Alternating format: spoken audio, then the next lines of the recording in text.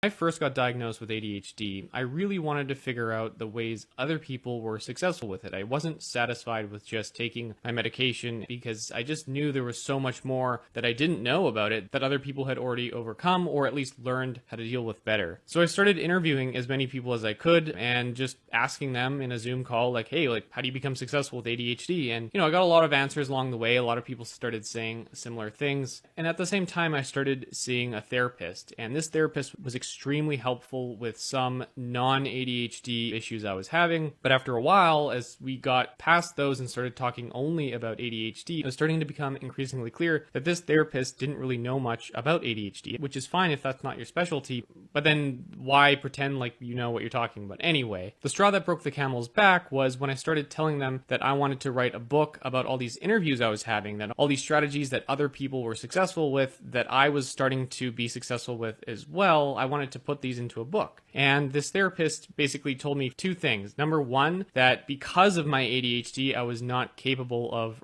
doing a larger project like that on my own. And number two, that it was inappropriate for me to release anything regarding ADHD because I wasn't a professional. I found this really bewildering because my therapist didn't know what they were talking about with ADHD, and they had no problems charging me $150 an hour. And why wouldn't I be able to talk about my own experience of what's been working for me and other people I've interviewed? So anyway, that was a year ago today, actually. I just looked it up. And guess what? It's out.